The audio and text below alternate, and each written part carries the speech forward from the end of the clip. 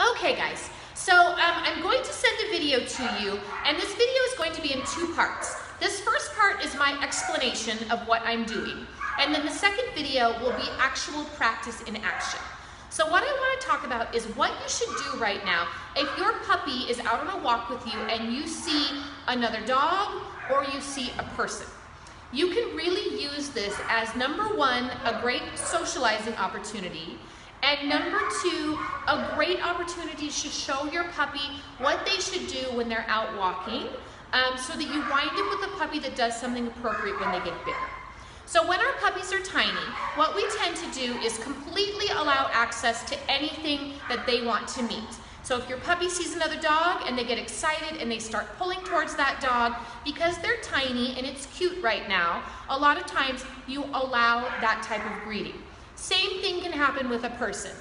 Your puppy sees someone or someone sees your puppy and wants to greet, and you allow your puppy to pull you over there to do the greeting. Now this is really cute when they're tiny, but it can really backfire when they get bigger. Because what happens is as they grow, all of a sudden, all of that pulling and excitement doesn't look so cute anymore. It can look threatening, especially if you have a big dog. So either the dog that your puppy wants access to does not want to greet because your puppy looks very rude and scary at the end of the leash, or maybe the person doesn't want to greet because your puppy is coming like a freight train and they don't want to get jumped on. So you really want to teach your puppy right from the very beginning that when they are out on a walk, on a leash, greeting is not an option, especially with other dogs. I am not a fan of on-leash greetings ever. You don't know what's going to happen with the other dog. Dog body language is very restricted when there are leashes and owners that are doing things to leashes on the end. And you can have really unnatural and tense greetings that can actually turn into scuffles. So it is better to restrict access when your puppy is on leash and let all of your interacting happen off leash. So what we're going to do is we're going to teach the puppies that when they see another dog or a person out on a walk, it is an environmental cue for them to turn and look at you. When I say environmental cue, I mean eventually you're not going to have to say anything at all. They're just going to know that if they see that scenario, it means do this. And that means a lot of practice on your part. So the way that it works is they are going to alert on something in the environment. So they need to know that it's there before you do anything. So as soon as your puppy's little ears perk up because they've seen a dog or a person, you are going to click your clicker, and then when they turn to you in anticipation of a treat, you're going to feed them. Okay? That is how you will get that environmental cue that I'm talking about. If they experience seeing a person or another dog enough times, paired with the clicking of the clicker, eventually they will just turn and look at you because they will know that a person or a dog means that they're going to get a treat.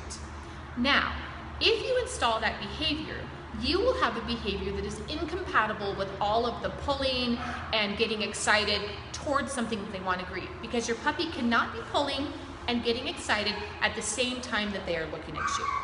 This is also an excellent socialization opportunity because even though your puppy is not meeting that person or dog, they are experiencing a stranger or they are experiencing a strange dog, and it is being paired with food every single time. So if your puppy sees these things and they're associated with something that your puppy likes, you will create good feelings about that thing. So we really want our puppies to enjoy the company of strangers. We want our puppies to like other dogs. So if they are always combined together, it will go a long way towards helping to create that really social puppy that you want.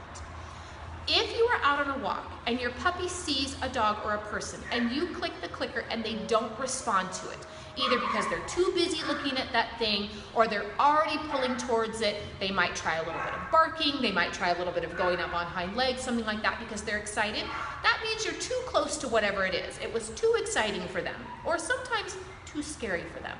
If that happens, you just need to get more distance. So I want you to turn around and walk off like 20 feet, and then I want you to try again. You're gonna find that distance where your puppy can handle seeing whatever it is and still respond to the clicker, and that is your training zone. Once they get better at this, you can get closer to these things until eventually, hopefully, you'll be able to just pass right by whatever these things are.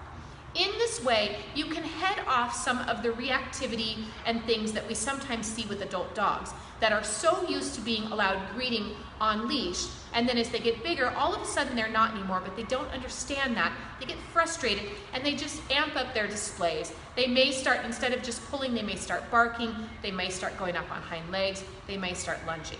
If you spend a lot of time right now teaching your puppy that the appropriate response when they see something out on a walk, human or dog, is to just turn and look at you, you will avoid all of that reactivity that can develop as adults.